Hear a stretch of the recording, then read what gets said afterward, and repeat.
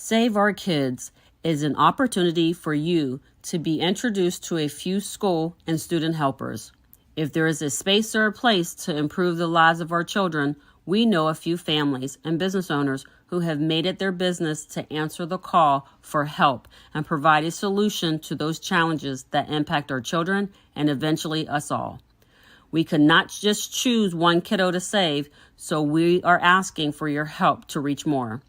Join Keeping Your Kids Safe as we identify some of the problems and share a few solutions that have been created just for you. Us all. We cannot just choose one kiddo to save, so we are. Okay, so hello, everybody.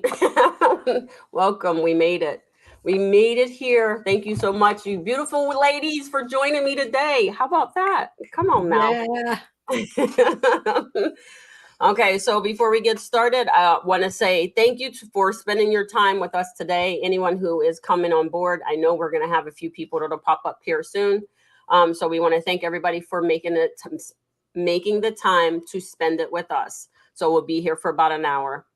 I also want to thank the village for working tirelessly to accomplish and prepare our children for everyday living with the tools that you have available. And we see you. And we know you need help, so we're here to do just that. So Stephanie shared a very good quote with us today, and it's bloom where you are planted. How awesome is that, especially for today's conversation? So we're all here for a reason, so I want to make sure that we understand what that is. So I wanted to answer a call for help, right? So we all know that there are children out here and they're gapped out. There's a lot of different challenges that are going on. So let me share. So there are approximately 18 million families that feed into the 53 million children that go to school every school year, K through 12. Okay, they're estimating in the year 2031 for that to be a decline to 46.9 approximately. Why is there a decline? That would be a question. And so that is something that we need to really dive deeper into. Also want to share that K through 8 sits 32.6 million children. And all of these children are being taught by 4 million teachers across the United States, which is 90,000 schools in the US, with 35% of them wanting to quit. So Stephanie, I know that you will have some techniques for those teachers to use in order to help with that, to have those adjustments, right? So a lot of them feel not empowered to teach. Pay is part of it, but not the overall reason why a lot of them leave. We do know 90% of our children are sleep deprived. 90% of our children are sleep deprived. And they are most of them are 1.5 years behind in education. We do know we have a higher increase in anxiety for all. So because we're talking about very specific things today, so for autism, about 1 in 36 children have been identified with autism spectrum disorder. And so we do know about 1 in 6, which is 17% of children aged 3 to 17 were diagnosed with developmental disabilities. Okay. Ooh, that's a lot. And then remember the numbers. So 53 million out of 53 million, 6.1 suffer from ADD or ADHD. Okay. So there's something going on. Anxiety and depression. 7 out of 10 teens in the US between 13 and 17 have named anxiety or depression as a major problem among the peers in their community. 75% of US high school students express boredom, anger, sadness, fear, and stress while in school. Okay. And on a 10-point scale, where normal values for adults are 3.8, American teens rated their stress rate at an average score of 5.8. There is something going on, and it's time for us to do something about it. 4 million teachers, 18 million families, those kiddos are still outnumbering us, and it's time for us to do something about it. So today I wanted to be able to share these lovely ladies with everyone today so that we can see what they do. So we're going to call out Kristen first. So welcome, Kristen. Please share with everybody what you do and what you're about. Sure. Well, thanks for having me. First of all, Tabitha, you're an amazing connector of people. So I always appreciate the opportunity anytime I can chat with you or work with you. So I'm Dr. Kristen Weisdak, CEO and founder of Behavior Works. And essentially, I work with parents and professionals that are frustrated and overwhelmed with navigating behavioral issues, specifically when they have children or students that have autism, ADHD, or general behavioral concerns. And it's a matter of helping people understand the root causes of behavior and really revolutionizing the way that people see human behavior. It is very often that it's not that these kids won't behave, they can't. A lot of their behavior is due to unresolved, underlying, unidentified medical issues that are related to nutrition, food intolerances, gut issues, ocular motor dysfunction, meaning that their eyes aren't working together.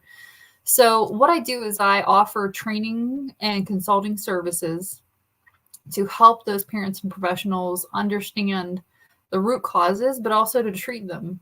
So, understanding what are some quick win strategies you can do here and now to help the behavior, but also what are some long term strategies, who are the people they should be working with, introducing the ideas of developmental pediatricians to folks, developmental optometrists, functional neurology, chiropractic, whoever else they want to be connected with, but understanding that holistic understanding of behavior is essential.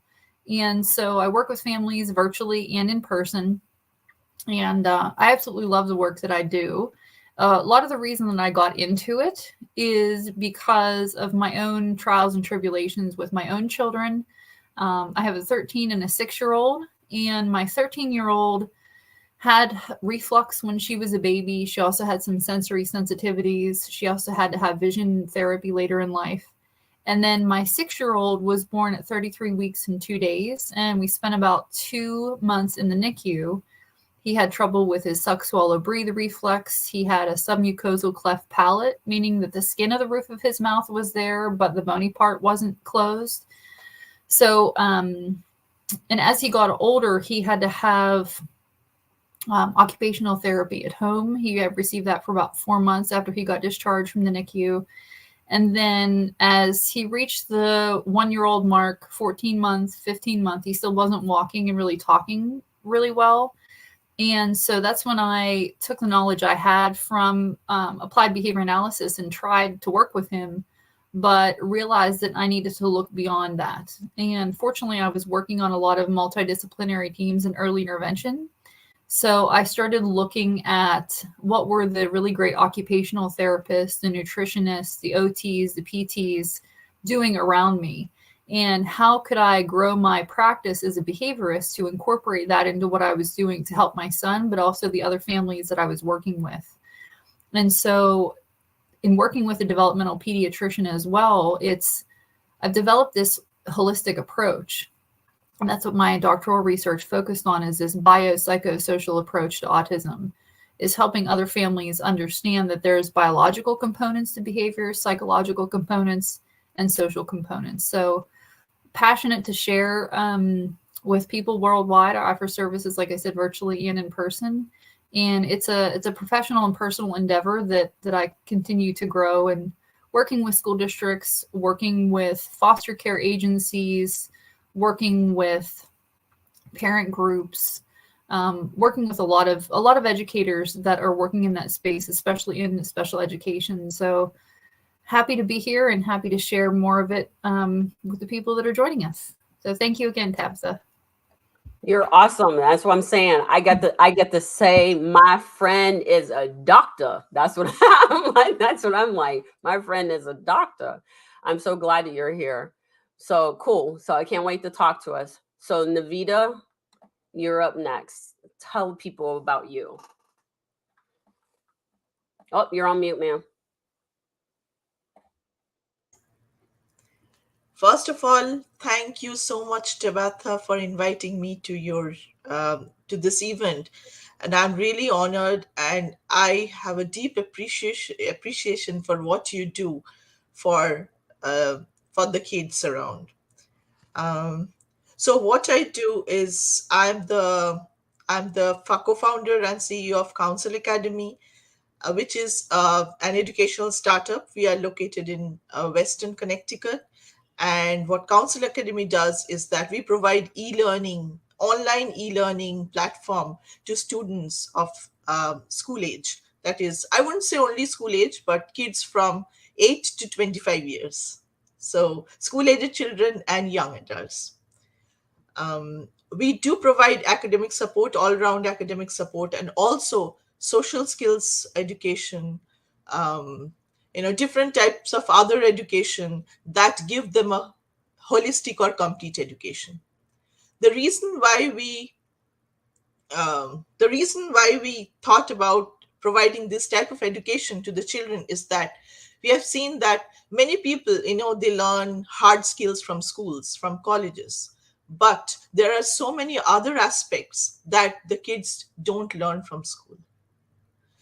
For example, managing finances, how to be empathetic to others around them, um, what to tell people, how to behave with people, how not to behave with people.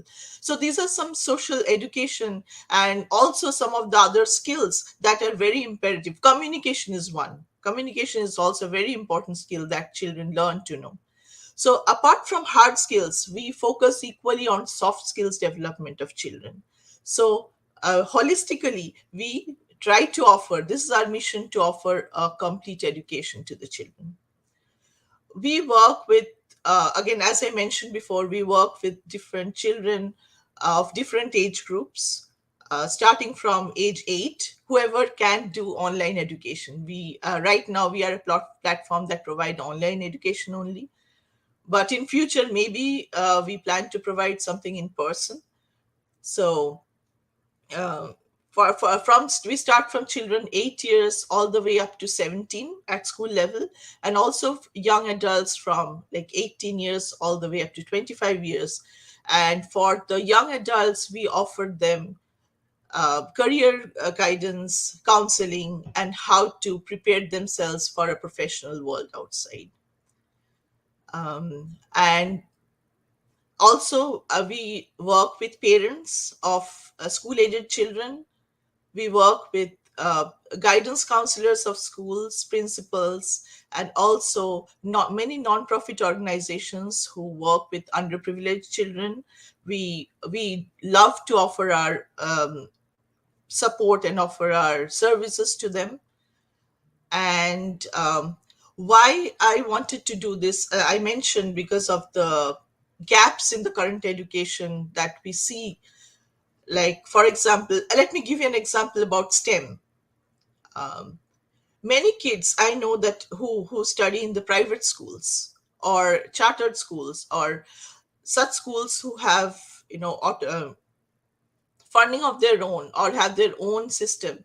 They um, they have a wonderful curriculum that prepared the kids for a competitive environment or competitive career ahead.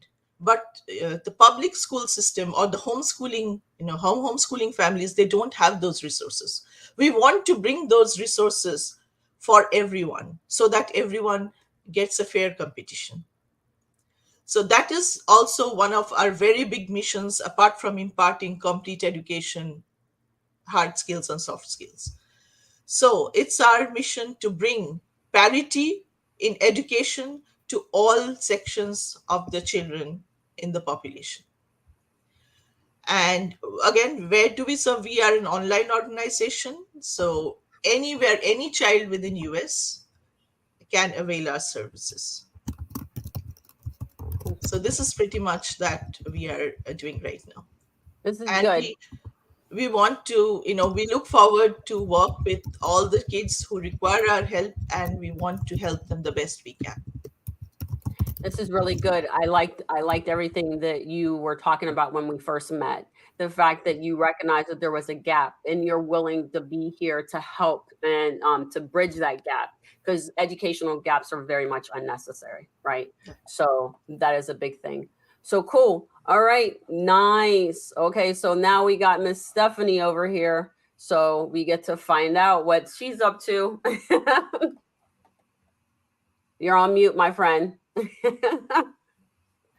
So sorry. First of all, I love this, Tabitha, because I had said to you before we went live that I love that you were taking such a holistic approach, that it's not just blinders of let's look at this one part, because nothing in life is just one part. And, I'm the granny in the room. I don't mind sharing that. This is wisdom here. My kids are in their 30s. So I have watched what my kids were experiencing and what we've gone through, especially these past several years. And long, long, long ago, I was saying, oh my gosh, we need to be teaching these soft skills that I teach in the schools. We need to be teaching this. We need to be teaching this. And I couldn't find a way to do it. And by the way, what do? I'm an integrative hypnotist. Oh, no, wait, she's going to make you bark like a dog, cluck like a chicken. It's not like that at all. Anybody who has ever learned anything, raise your hand. Okay, we all raise our hands. We learn things by repetition in our brain. So the hypnosis part of it, all that is we wire our brains. Oh, that's right. If we can wire them, we can learn how to rewire them. So I was like, oh my gosh, we should be teaching kids in schools these really simple ways to calm stress and anxiety. And I didn't have any place to go with that. I talked to people and it was like, not happening until I wrote the book. I literally wrote the book, Goodbye Anxiety, Hello Freedom. It's got 35 really simple strategies for finding calm.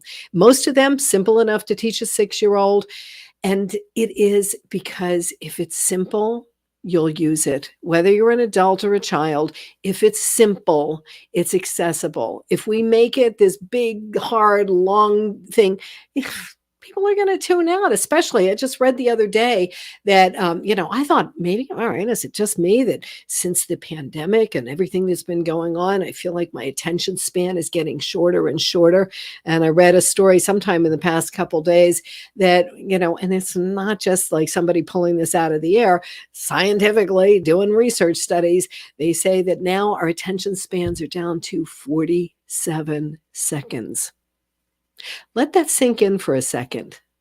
If you are an educator in this stressful world that we're in, the stressful situation you're in a classroom, you have 47 seconds to try and get through to that child or that overcrowded classroom. That is not a lot of time. And when you as the educator, when everybody is stressed out, you're not getting through with that 47 seconds. So I would love to be able to share some of these techniques, real simple today, but also I have an initiative. My book, I didn't write this book thinking, oh, I'm going to make $1 million. It's going to be a number one time, New York Times bestseller. I wrote the book because I have struggled with anxiety and insomnia in my life. Back in the 90s is when it all blew up. And I started researching holistic ways for me. So it wasn't, all right, I'm trying to help everybody else. It started out with, oh my gosh, I'm not sleeping. I found out I had struggled with anxiety for my whole life and didn't know it until that hit.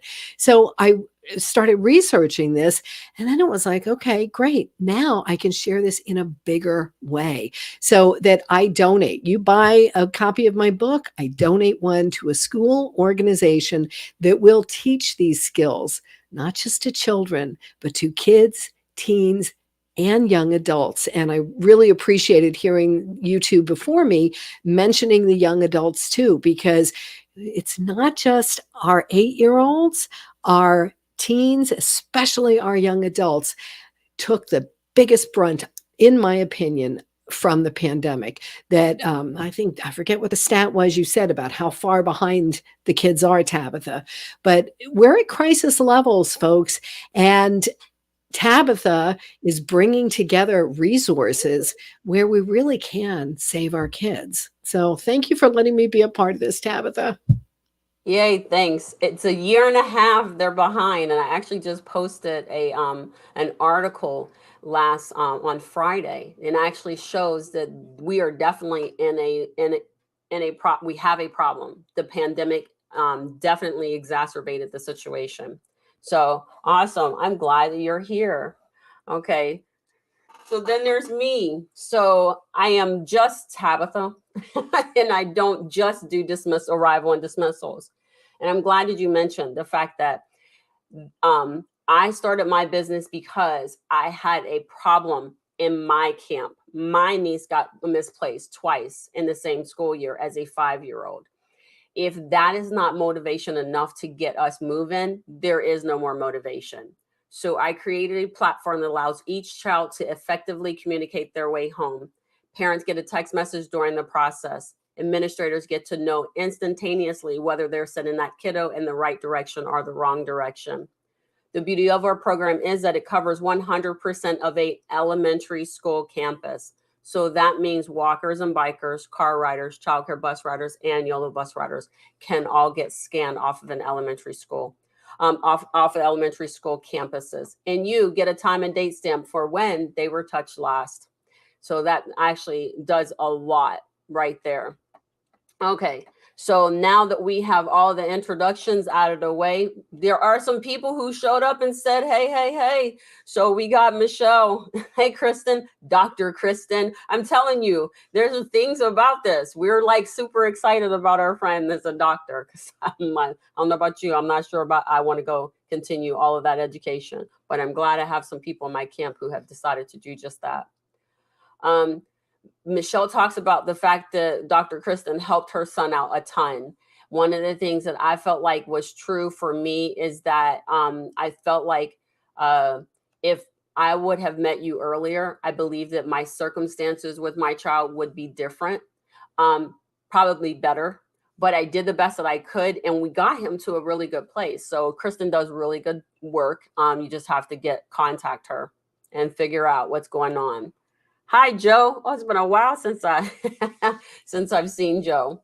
Hi, Joe. So learning how to have empathy for others as well as teaching them monetary responsibilities and budgeting would both go a long way towards improving our future generation. I believe that wholeheartedly. I was just having a conversation with a financial literacy coach, and I asked her, does she teach students? Because I remember when my kids used to have banking and things like that, and it actually helped a ton. Hello, Soaring Profits and Raquel. Thank you so much so much for joining us today. And Michelina will be here at another show, so we'll look out for her. But yes, it's an awesome book, and I have it too. I would duck behind a curtain, but I don't think that's appropriate. And pull it out. So, okay, so one of my questions as I continue to go through all of this is what is one thing that you see that has happened in the schools in the past that you do not want to see in the upcoming school year? What are some of those challenges you feel as though the teachers are facing this year that you could potentially help and support them with? Anybody?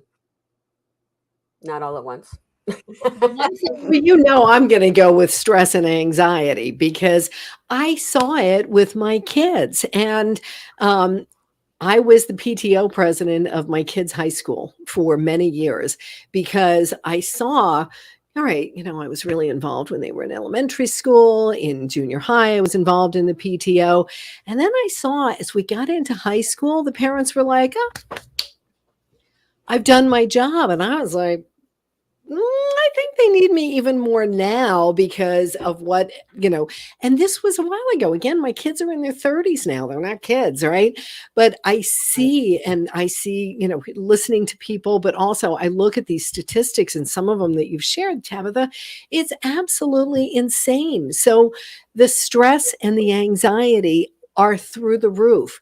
Now, I don't typically, I don't work one-on-one with the kids. I will say I do occasionally, like this cutie patootie. I literally have a pediatrician in my hometown who's been sending me kids for over a decade to deal with their fears and phobias, right? She has a kid who can't get shots or whatever. She sends them to me because she knows they'll come back and sit there like a Zen baby, like she was getting her shot. So I don't typically work one-on-one with the kids. My special sauce is to help the adults in their lives, because it all goes downhill, right? You got stressed out parents, stressed out teachers. The kid's going to sit there being calm? No. So I bet none of you have a tennis ball, and that's okay. You might not have a tennis ball, but I bet you have a water bottle. So if you've got a water bottle or something close by that you can grab, and simply do this with me. And if you don't have anything that you can grab, use your hands. Place them in front of your heart and swing one out to the side, back to the middle, out to the side, back to the middle. Now, could you see taking 30 seconds, taking a minute in the classroom? And yeah, at first the kids are going to be right? But you take 30 seconds to a minute and do this in the classroom. And if you're just doing it with me now, all of a sudden you're going to notice there's like a little sense of calm that comes over. And this might look silly. Who cares, right? What cares, what matters is what's happening. And by doing this, aside from the fact that it looks a little weird, it's literally balancing both sides of your brain, right? We're crossing the midline. It's important that, you're not just staying out here or out here, but by crossing the midline, we're not just crossing the midline of the body, we're crossing the midline of the brain. So we're balancing both the left side and the right side, because when we're experiencing anxiety and stress, it's out of balance. So to do something simple like this and bring the kids back into balance and bring some calm, but not just once a day, right? It is about offloading the stress a little bit at a time, just emptying it out all through the day. That's why I've got all these different techniques, because one size doesn't fit all. So if you only have this, if all you have is a hammer, everything looks like a nail, right? So by learning to take these little breaks, whether it is the teacher going off on her break or his break, and calming themselves before they come back to the kids, or doing it, I highly advocate doing these skills with the kids in the classroom, because you mentioned about their sleep. I forget what that statistic was, Tabitha, but again, it's like 90%. 90%. Right? 90% are sleep deprived. Okay, so I won't get on my big soapbox about sleep, because that's my other area of research expertise. Let me just say this, that it's not when our heads hit the pillow that we have sleep issues. It starts in the morning. So you've got to be offloading that stress all day long. I never thought about that. So to your point, K through 12 teachers are the number one most burnout profession in the United States. 44% of teachers K through 12 report often or always feeling burnt out. And 90% of teachers claim that feeling burnt out is a serious problem. But we also know that we are 500,000 fewer educators in the American public school system post-pandemic. So again, the reason why I always bring out these numbers is because I've been told some of these problems don't exist. This is not a problem we need to solve. This is not something we need to be concerned about. And in one of these lives, somebody said that mental health was a trade-off, that it was not considered to be important enough. And so that's why I asked the question. And we also have somebody here that says isolation is a number one case of mental health issues, and our kids and adults just had to be isolated and cut off from their friends and family. And I honestly have to say, when that happened, I noticed a lot of people were so concerned about personally I'm having to do work at home. I'm having to take care of my kids now. I'm having to do all of this stuff. But I didn't hear a lot I heard more concerns or challenging the education as to what they're educating the kids with, or how they're choosing to do that, or how they weren't prepared, but never once talking about the emotional toll on the student. the child. So Kristen, can you talk to that a little bit? Well, kind of back to your original question is what's very problematic that's happening in the school system, partly along with the emotional challenges and regulation. But what I see happening is that, and it's not just teachers or administrators, we as parents, a lot of times you look at a child that's misbehaving and you think they just won't behave. They just won't be good, right? They won't do what I'm asking. When you implement the power of asking the right questions about a child's birth history, trauma they've had in their life, about the foods that they eat, about their sleeping habits, right? That's so important, as Stephanie knows, about their eating habits, you begin to understand it's not that they won't behave, they can't. So when we can start taking the time to understand how important it is to ask the right questions, because let's say that I have a child that I'm working with that was born C-section versus vaginal. That has a big impact on two of the things that I talk about a lot in my trainings, which is gut dysbiosis, having too much bad bacteria and not enough good. And that impacts sleep and attention and mood, but also primitive reflexes, right? We're all born with these reflexes that help us learn and grow and develop. But if those reflexes get stuck, basically, I'll be brief for this scenario. But when those primitive reflexes are unintegrated, what they call are absent, these kids physically cannot sit still, or they're having bedwetting issues, or they're toe walking, or they're chronically in fight or flight. So the one thing that I would love to see happen is we start to ask more questions about a child's birth history, their developmental history, their medical history, because it has a big impact on what referrals I'm going to help that family make to a developmental pediatrician, to a developmental optometrist, a functional neurologist. But you have to know, even just looking at a child's nail beds, right? If you see white spots under their nail beds, that means they have a zinc deficiency, most likely. Or if you look at a child and see that they have dark spots under their eyes, those are allergic shiners.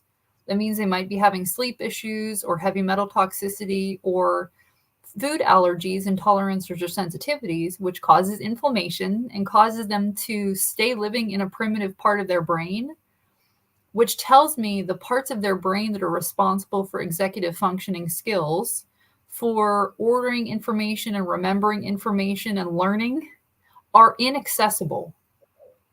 So when we have the resources and we can ask the right questions, we can really revolutionize the way that people see behavior and understand that it's not that these kids won't behave, they can't. That's a super, man. So everything that you talk about is definitely one of those things where I'm like, whoa, that's significant. And so from a teacher, as a teacher, okay, first of all of us are teachers. We're the very first teacher in our child's life. And then we add the additional teachers in their lives. But when you first started, when I first started learning from you all of these different things, it started to make sense. Like the fact that I've had stomach problems probably most of my life, but I never really understood what it was really impacting. I thought it was I just don't feel good, right? But it impacted so much more. And then starting to ask these questions actually started to help me to understand a little bit. So from a teacher standpoint, they can actually look at a student and there's markers for them to say, check off the box and say, hey, you might want to consider looking into this, or asking your doctor specifically for something, because we noticed that they're toe walking. I just talked to another parent about stimming, because I think in a lot of cases, the kids that are on the spectrum, some of them have stimming behaviors, but everybody's trying to quiet them down. No, do like me, do like me, do like me. But you can't do that with them. You really have to allow them to get that out so then they can come back and focus. And so it's always important to help those parents understand that you have the right to ask for your child's stimming action or their movement or different things to be okay in the classroom. And at the same time, opening up that conversation or that communication line that says, hey, we noticed this in your child. I think it might be in your best interest to go and talk to your PCP about it to see if there's any support that you can have minus medication, because a lot of what you talk about is not medication. Well, no, it's not. All behavior is communication. It's a matter of finding out what it's communicating. If I have a child that is stimming, where rocking, flapping, spinning, flipping themselves upside down, I never want to take that away until we can address the root cause of what's going on. And once you address the root cause, those things they stop. They cease to exist. Yes. As a prime example, I have a kiddo that I just started working with about 2 weeks ago in early intervention. He's about 2.5 and was just diagnosed with level 3 autism. We changed his diet. We took him off of gluten. We took him off of dairy. We started doing some movement techniques when you were talking about crossing vertical midline, right? Getting the hemispheres of the brain to work together. And we added a probiotic and a daily vitamin. And week 1, he couldn't sit still. He was moving and running and carrying things and sucking on his binky, a lot of things to self-soothe and regulate. As of last week, when I saw them on Friday, he was able to sit for 40 minutes and look at a book while his sisters were at karate class, and mom had her first adult conversation in about 2 years. So that is, I'm sorry, you know what, I wasn't even paying attention to the comments. My apologies, guys. I'm coming back to the comments because you're right. All behavior is communication, and I think that's the one thing is that we look at it and we're like, we don't want that behavior, so we want to shut it down. But it's not that. We really do need to be like, okay, what are you trying to tell me? What is it that we need to do slightly different? And I think that leads into like Navita being able to talk about the gaps that she sees, because some of the challenges that you're seeing is gonna be more of those people, of those families having behavioral challenges with their children, and the school not being able to get them under control, and then they end up here gapped out and working with you. You just nodding. Come on off of mute. You'll be okay. Sorry. Yeah, sorry, I forgot that I was muted. Okay. So wonderful question. So the gap or disparity that I see, I would focus on education.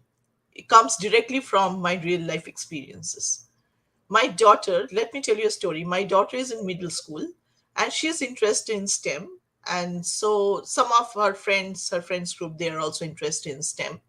So I talked to a lot of children like her, different children in different school districts, while I'm talking to the people I work with or want to work with in future. One thing, what I observe is very common, which is different between the kids who are either homeschooled or in the public school system or in private school system. Now again, as I mentioned, I talk to different children. Their background knowledge or basics of STEM subjects or like knowledge in STEM education is much better in the kids who are studying in the private school system. I feel this is a big problem because as they go to high school, both the kids and the public schools and the private school system, they will have advanced level courses there, like physics, chemistry, biology, math. All of them will have, like, of course, the levels in high school is much higher, but maybe math is covered, but they lack basic knowledge in these subjects, physics, chemistry, biology, when they're in middle school. So that is there. I feel there's a big gap. And I'm not saying that it's nothing is done. There are a lot of hands-on experiments done in schools, but there is no strict curriculum or theoretical training given to these kids while they're in middle school. I believe that Head Start is very important for a child who definitely, again, who's interested in science, interested in STEM subjects, to excel in high school and beyond. So there, I feel there's a big gap and it needs to be filled. The kids in homeschools and in general schools, they suffer, whereas the kids who are in private schools, they have that definitive advantage, and they gain more opportunities. Since they are better equipped, they go to better colleges. So I feel that that gap should be covered. So that is the Yeah. reason. So that is the reason we have actually launched a new curriculum that we have developed. We have been working on that since early this year. We name it pre-AP STEM curriculum for middle school kids. So in order to bridge the gap, so that any kid who is interested in STEM, they study with us and they get a solid foundation. We prepare them for AP courses or honors courses in high school, so that nothing comes as a shock and nothing comes that, oh, we don't have the basic knowledge, we are struggling. I've talked to parents, they're saying that my child is struggling with biology because he or she doesn't have the basic background of the subject when they were in middle school. So this is one, a disparity. And the second one, I feel, again, I know Dr. Kristen would what she'll think. I think many of our special needs kids, they are very talented, they are very smart, but mainly the non-verbal ones who cannot express themselves in words, they lose out on many opportunities. People think that they don't understand or they're intellectually disabled.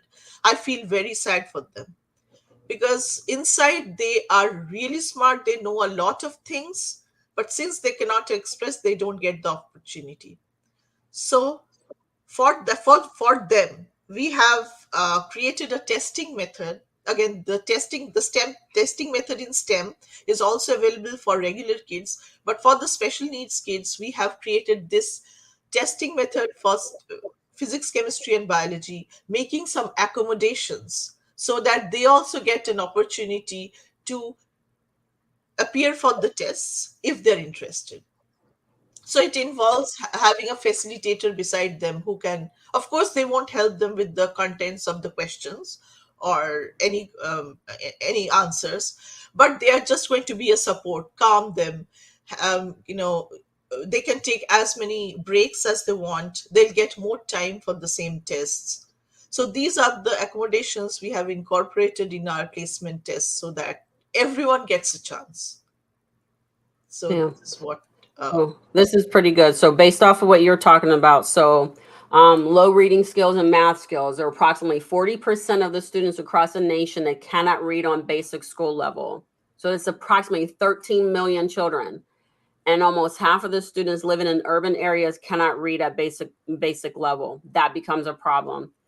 But almost 70% of low income fourth graders cannot read at basic level either. So so what you're saying is that, and it's right in line with what Kevin's talking about, is the fact that how can the expectations be so different between paying for your education and having public education? Here's what I will share is that at the end of the day, a lot of times I did not truly understand the taxes of stuff. And so what I have find in this, I made it to 9 years, it turns out. So I've been doing this for 9 years. So is that your tax dollars dictate the type of education and who they pay to come in your school and the grounds. So if you are a low income family potentially living in a low income area, your tax dollars are not going to be as much money going into your school system. So therefore, what happens is that they actually ask some of the other more affluent schools to trim off of their budget and give back. So then they can provide that money into the Title I schools. So, Kevin, you're absolutely correct. The expectations, I think, is if I'm paying you for my child's education, I expect my child to be here. If I'm under the impression that I'm not paying for my child's education, the expectations are lower. But here's the thing. We are all paying for our children's education. I have 2 children that went through school and came out. Guess what? My school taxes are still taken out of my, they're still sending me a bill. So guess what? I still have a vested interest in education because those people that are being educated today will become our employees, our partners, our friends, our doctors, and all those other professions later on. Okay. So I have the right to be able to say what I like or dislike about the education. And we are saying if you're looking at this, 22 million children cannot read on basic level. That is a problem, period. It just doesn't make any sense. So one question I did want to get to was about anxiety, stress and anxiety. So why is stress and anxiety such a big issue in school? Because 30% of teachers were found to be chronically absent. Okay, that's stress. Those are triggers for that. So does anybody want to take that question on as to why stress and anxiety is a big issue? Go ahead, Stephanie. You know I'm going to jump in on that one. So let's take a bigger view of it, take it from outside the classroom to even let's just look at our country and not even look at the whole world, but just look at what all of us have dealt with in the past several years. We had a once in a lifetime pandemic. We all went, right? There's fight or flight. We hear about that all the time, but we don't hear about the third part, which is fight, flight, or freeze. And I watched in March of 2020, I watched collectively, we all just went, what do we do?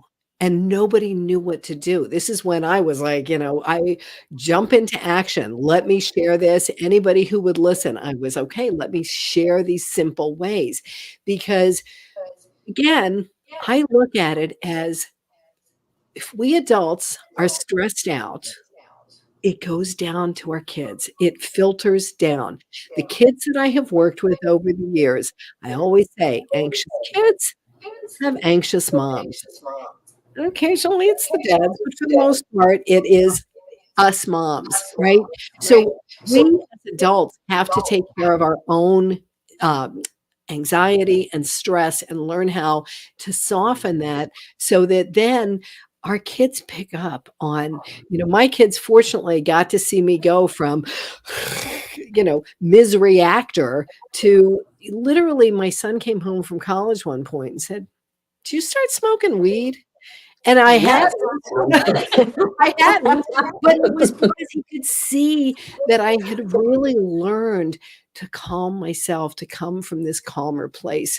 And Kristen was mentioning about a kid earlier, and I was like, oh my gosh, I can still see this kid. I had an actual in-person office for many years. I've worked virtually since 2015 because I wanted to be able to reach across the country. And I remember I could see this kid, 8-year-old kid, whose teachers were telling mom, alphabet soup, you got to go put him on medication. She was like, yeah, I don't want to go that route. Is that something you can help with? No promises. Bring him in. Let's see what we can do. Well, the kid came in and he was bouncing off the walls. He was banging my chair up off the floor, banging back and forth. Woo! He was all over the place.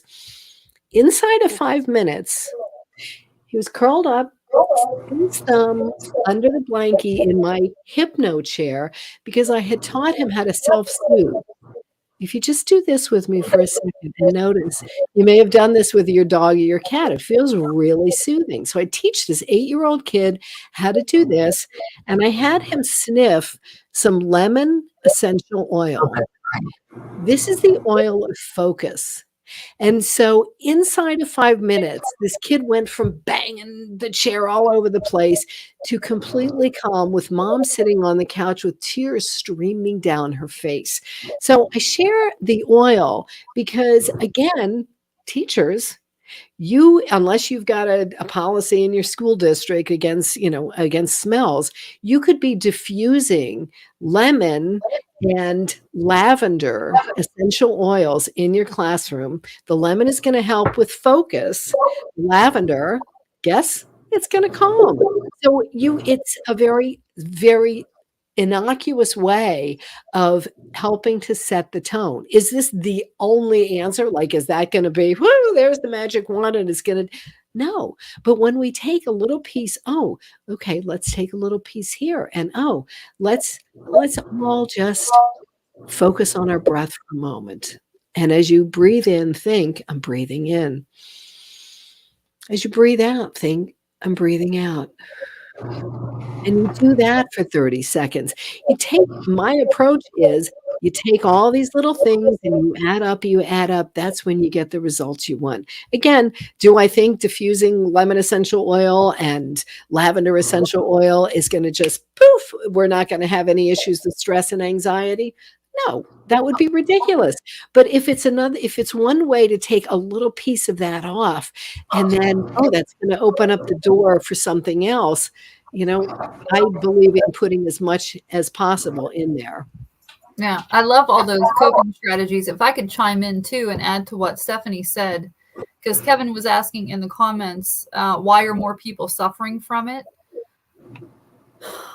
There's a lot of things happening in our environments with increased use of herbicides and pesticides, antibiotics, when you're eating non-organic foods. So having good quality gut bacteria, good and bad, a balance of good and bad gut bacteria, that is essential to human life and mental well-being and physical well-being. So when you can also add in probiotics, making sure you're taking vitamins, because the probiotics also helps you regulate your immune system. It helps you regulate your sleep, your appetite, your mood, the creation of neurotransmitters, epinephrine, norepinephrine, serotonin, melatonin, dopamine.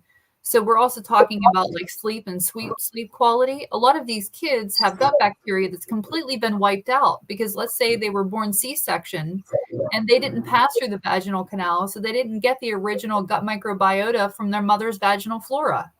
So you have more C-section babies happening. You have more prescription of antibiotics, more spraying of herbicides and pesticides on our foods. And because the herbicides and pesticides kill the bugs on the plant, it also kills our gut bacteria. It disrupts something called the shikimate cycle in the bug. So it kills our gut bacteria. And those gut bacteria serve really, really important purposes. They serve hundreds of purposes in the body. So we're seeing that, and our world is just so much more fast-paced, at least here in the US. Everybody's got anxiety, inflammation. They're eating foods that are causing that gut dysbiosis, eating more sugar and preservatives, like you said in the comments. So a lot of these strategies that Stephanie is implementing are taking off at an amazing rate because there's so much more of it. But there's more of it because everybody's gut bacteria is wiped out too. So I hope that answers the question as well. Well, also, Kristen, I'd love to hear your take on this because when you've been talking about this, I keep thinking about a child that I knew who, they were all this stuff, blah, blah, and they took away whatever this yogurt was that he was eating that had, red dye number, whatever it was. And boom, just that one change had such an effect on his behavior. So I'd love to hear you talk a little bit more about that because it's not just the pesticides and the herbicides, it's these hidden things. I mean, the sugar and the high fructose corn syrup, but when like that has really stuck in my head that this red dye in a yogurt was having that big of an effect on this child. Yeah, there's a lot of research on there that actually proves that artificial dyes are endocrine disruptors, but they're also carcinogens. So when they're impacting our hormones, and there's a lot of other things that are happening when these are in our system. But we've talked about the preservatives that are in foods, all of these things that are just not good for people to digest. And like a lot of it has to do with gluten and dairy sensitivities. I mean, even a dairy protein is not closely related to breast milk protein. Goat's milk is. But even baby cow only drinks milk for 9 weeks, and then the mother starts kicking it in the head, and it gets weaned onto grass. So we are not meant to digest cow's milk protein. It doesn't look like a human milk protein, but goat's milk does. So we talk about dairy alternatives and things like that. And then the gluten, wheat, barley, and rye, a lot of people can't break it down. So they're walking around, running to the bathroom 20 minutes after they eat. They have allergic shiners. They're irritated. They wake up tired. All of these things that they have no idea is related to the foods that they're eating. So to that point you're talking about, Stephanie, that little boy that I talked about 3 weeks ago, we took him off of gluten, took him off of dairy, added a vitamin and a probiotic. He is a completely different kid. He couldn't sit still for more than maybe 30 seconds if his favorite song was on, and for him to sit there for 40 minutes and look intently at a book and flip the pages. Once people realize, and when I talk about it, it's a human recipe. Like everybody has a human recipe that you're supposed to follow, but you don't know what it is until you get the right blood work that's been done by the right person. Once you start following your own recipe, things start to happen correctly for you. You behave correctly. So yeah, it's a matter of understanding that it's food allergies, intolerances, and sensitivities, the red dyes, the preservatives. That's why I teach my families about shopping at Aldi's when they can, because it's a German-based, a European-based company. And so their food standards in their store for their brands are higher quality. You won't find any preservatives or dyes in there. They have very few ingredients. But they have other American foods. They sell M&Ms and things like that. But if you look at the foods that are banned in Europe versus here in the US, it's drastically larger in the European countries, because they have found, and they've done study after study, to realize that these foods are no good for us. So the foods that we're eating, right? I hate to say it, but we have an FDA. Same people that control our food control our drugs, right? So to be mindful and conscientious and make an empowered, informed decision about what you're putting in your body, and realizing the power that you have to heal yourself, working with holistic practitioners like what we're doing here, is paramount. If you want to start feeling better, you start looking at those things. Start reading food labels. That's the simplest thing you can do. Start shopping at Aldi's and just start taking out gluten and dairy from your diet. Gluten, dairy, and eggs are the 3 most inflammatory foods that we eat every day. So if little by little, that's why I work with families with behavioral strategies, because it can be overwhelming. You start taking those things out of your diet, and it's amazing. And adding in the vitamin and probiotic. I highly recommend that. I'll step down now. This is amazing. So I was just sitting there just smiling, because I was like, this is what I knew was going to happen in this conversation. Because here's the thing, when we're talking about our stress levels for ourselves and our children, yes, the pandemic exacerbated what already existed. So period. It's just that simple. It may not be the answer we want to hear, but it is the answer that actually does make a lot of sense. One, what we're taking into our bodies is actually disrupting our chemistry in a way that we're not able to stay as balanced as we need to be.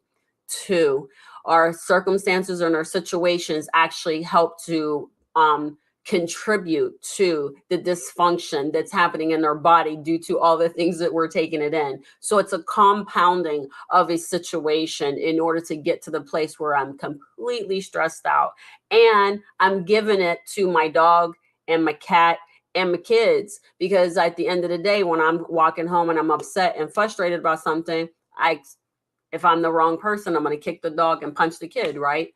And so that is a way that we're passing this stuff on.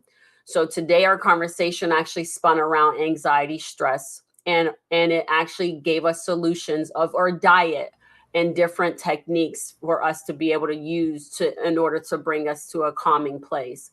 And I believe that if we have educators, parents, and families who will adopt some of these practices, it will make a drastic improvement to their current family situation.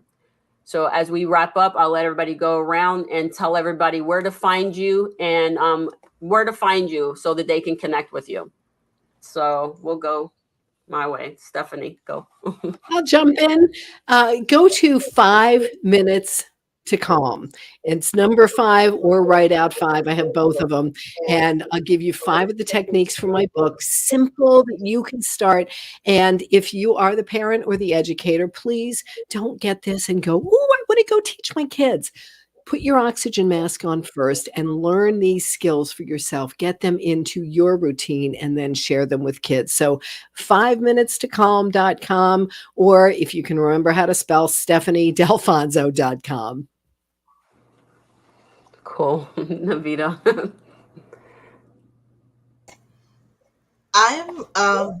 You can always email to me at Council Academy. You can see the spelling over here. Council Academy is single word 2021 at gmail.com. Any emails are welcome. You can also contact me on WhatsApp at 617-510-8966, or you can also send me a message through our website at council-academy.com/contact us. So there you can send me a message, detailed message of what you need and what you want to ask me, and I'll be more than happy to answer. Nice. I'm glad you got a chance to join us today. Okay, Dr. Kristen. The best way to reach me is I dropped that information in the chat too, is the calendly.com/behaviorworkspa, because I'm always happy to chat with people who are interested in the work. That I offer a free 30-minute complimentary conversation, but also the behaviorworkspa@gmail.com. Just send me a message. I'm also on LinkedIn as well, Kristen Weisbach. If you're connected to Tabitha, it's easy to find me as well. So, but happy to schedule a chat with anybody that wants to learn more or has a child with autism that's looking for services, or an administrator or somebody else looking for this type of holistic training for their organization. Awesome. Thank you, ladies, for joining me today. I think this was an amazing conversation. And as always, if anybody was looking to connect with me, I'm on LinkedIn. Just look me up. Everybody, have a great one. Thank you for your time today. We appreciate the support and look forward to you visiting us again next week. Same time, same place. Until then, words are power. Please remember to use them wisely. If you have an interest, like to be on our live show, please let us know and send us a direct message.